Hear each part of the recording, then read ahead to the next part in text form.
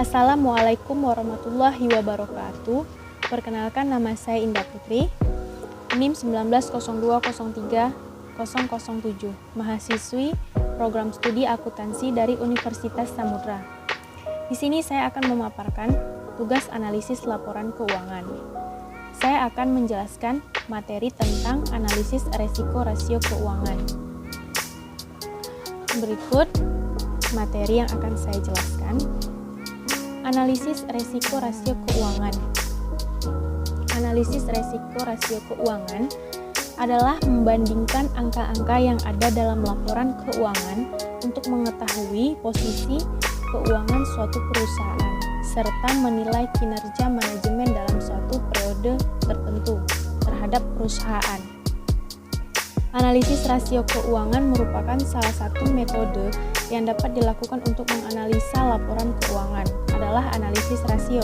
Analisis rasio merupakan cara analisa dengan menggunakan perhitungan-perhitungan perbandingan atas data kuantitatif yang ditunjukkan dalam neraca maupun laba rugi. Pada dasarnya, perhitungan rasio-rasio keuangan adalah untuk menilai kinerja keuangan perusahaan di masa lampau, saat ini, dan kemungkinannya juga untuk di masa depan. Nah, analisis rasio keuangan terbagi menjadi 3, yaitu sumber-sumber resiko, resiko likuiditas jangka pendek, dan resiko likuiditas jangka panjang. Yang pertama, analisis sumber resiko. Kita harus mengetahui dulu apa itu resiko. Resiko merupakan suatu keadaan adanya ketidakpastian dan tingkat ketidakpastiannya terukur secara kuantitatif. Resiko juga dapat diartikan sebagai suatu keadaan ketidakpastian di mana jika terjadi suatu keadaan yang tidak dikehendaki dapat menimbulkan suatu kerugian. Resiko berhubungan dengan ketidakpastian ini terjadi karena kurangnya atau tidak tersedianya informasi yang cukup tentang apa yang terjadi.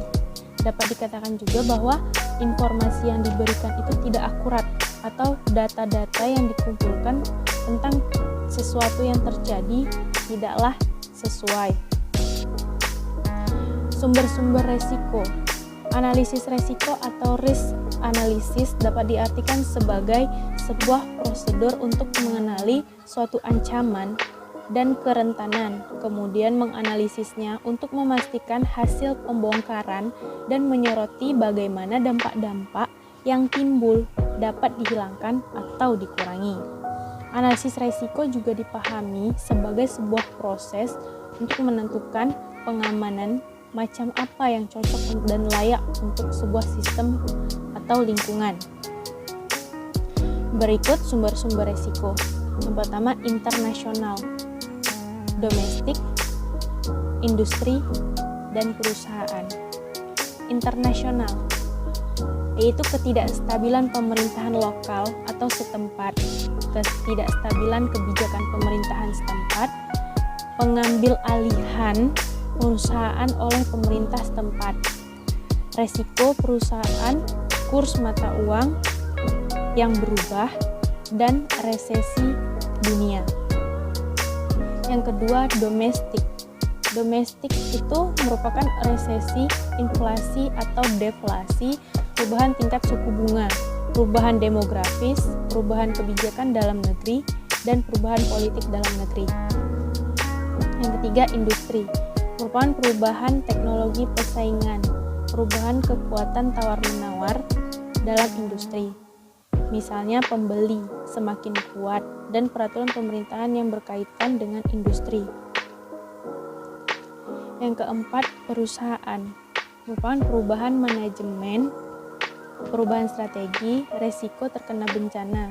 Contohnya seperti bencana kebakaran dan resiko terkena tuntutan hukuman. Resiko likuiditas jangka pendek. Resiko likuiditas jangka pendek membutuhkan suatu pemahaman tentang siklus operasi perusahaan. Rasio-rasio keuangan yang dapat digunakan menilai resiko likuiditas jangka pendek adalah Yang pertama, rasio lancar atau current ratio. Current ratio merupakan instrumen untuk mengukur tingkat likuiditas tertentu pada perusahaan. Semakin tinggi rasio lancar, maka semakin liquid suatu perusahaan, dan begitu juga sebaliknya. Yang kedua, ada rasio cepat atau quick ratio. Quick ratio atau rasio cepat merupakan instrumen untuk mengukur tingkat likuiditas suatu perusahaan, di mana semakin tinggi rasio cepat atau quick ratio, maka semakin liquid suatu perusahaan, begitu juga sebaliknya. Persediaan dikeluarkan karena dianggap sebagai aktiva lancar yang paling tidak liquid. Yang ketiga, rasio aliran kas operasional terhadap hutang lancar atau operating cash flow to current liabilities. Rasio ini menunjukkan sejauh mana kas yang dihasilkan dari operasi dapat menutupi kewajiban lancar suatu perusahaan. Semakin tinggi rasio ini, maka semakin rendah resiko yang dihadapi perusahaan.